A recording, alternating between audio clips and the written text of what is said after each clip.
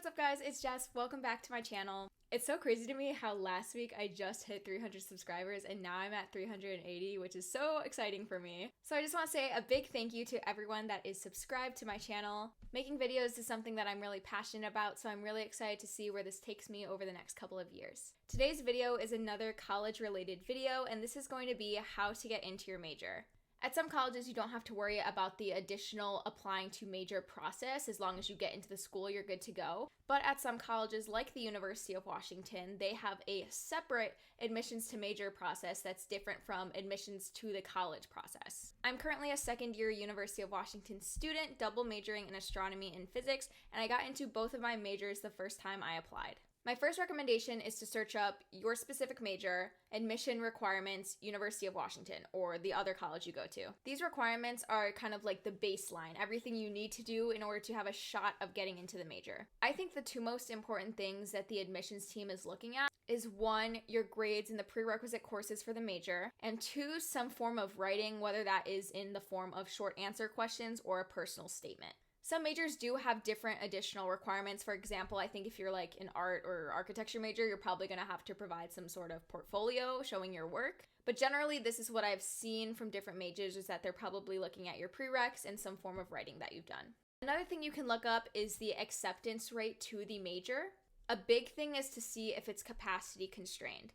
If your major is not capacity constrained, you do not have to worry about the admissions to major process. You will get into your major so long as you complete all of the requirements. Most majors at the University of Washington are capacity constrained. The difference is to what level they're constrained. For example, the computer science major at the UW is significantly harder to get into than pretty much all of the other capacity constrained majors at UW. Now getting into what you should specifically do in order to have your best chances of getting into your major. Like I mentioned earlier, the GPA you receive in each prerequisite course for your major definitely affects your chances of getting in or not. This is another thing I forgot to mention in one of my previous videos, but a lot of the prerequisite courses for the STEM majors overlap. For example, let's say you want to apply to the electrical engineering major, so you need to take the physics prereqs and the math prereqs. Hypothetically, let's say you don't do super well in the math and physics prereqs. You might think, oh, well, I might not get into electrical engineering, but maybe I can get into a different STEM major. Definitely don't rely on that, because a lot of other STEM majors have the same prerequisite courses.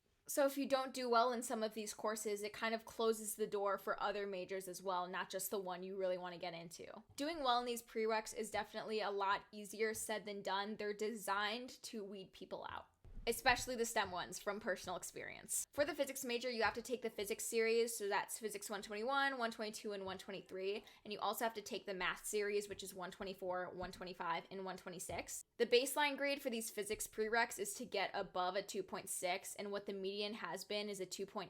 I would recommend trying aiming for a 3.0 or above if you can. Getting a good GPA in these prereq courses will definitely help your chances of getting into your major. You definitely don't want to get below the average GPA for these prerequisite courses, because that will significantly decrease your chances of getting into your major, especially if it's highly competitive. Like I mentioned in my previous videos, I do know a few people who weren't able to get into their dream major because of one okay grade in a prereq course. So I cannot stress this enough, how important it is to do well in these classes. And you might be thinking, well, obviously, Jessica, but how am I going to do that? I really recommend using the academic resources UW provides. Getting this extra support really made a difference my freshman year when I was taking these prerequisite courses. I do not think I would have done well in these courses if I didn't use these academic resources. I used to teach a FIG, and one of my students said he was kind of too prideful to use an academic resources because he wanted to do it on his own.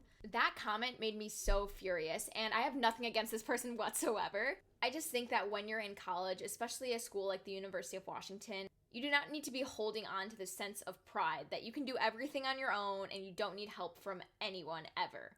Don't be embarrassed about getting academic support. It shows that you're willing to put in that extra work in order to truly do well in these courses. I went to either CLU, the Math Study Center, or the Physics Study Center almost every single day my freshman year, and I really do think it made the difference in how well I did in my prerequisite courses, so I recommend you do the same. You can also go to a professor or TA's office hours. I personally didn't really use this method most of the time, but I do know a lot of students that did and really did benefit from it. My next recommendation is to stay on top of your schedule with studying for the midterms and the final. Most of the time, these prerequisite courses are going to be 5 credits, and it's going to include a lecture and a lab and a quiz section. This is a lot of work to keep up with, and it's important to do so. However, you also need to set aside time to actually study for the exams. Midterm number 1 comes up so fast within the quarter. Most students are not prepared for the exams at all because they've spent all of their time trying to keep up with the class itself, like the homework and the labs and stuff like that.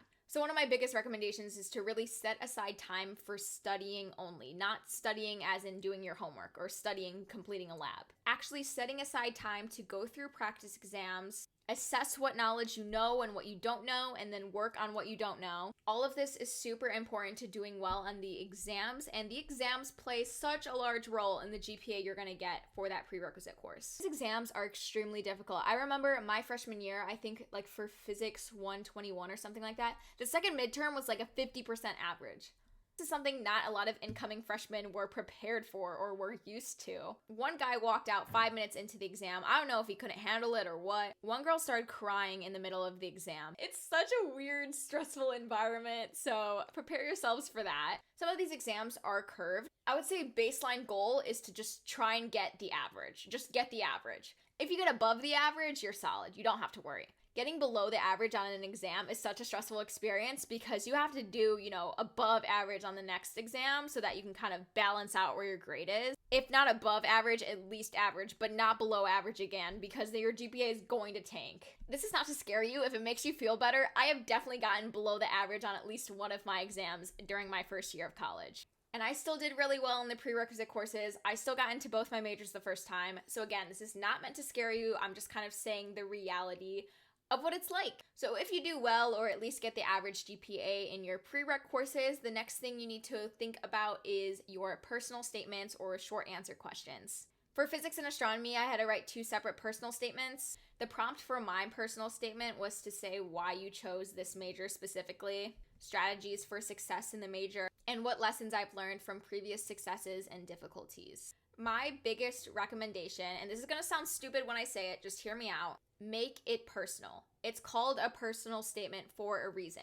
You might be thinking, oh yeah, Jessica, obviously I need to make it flipping personal. I'm the one who's writing it. Don't come at me with that attitude. You might not get into your major. Ooh, that's the tea.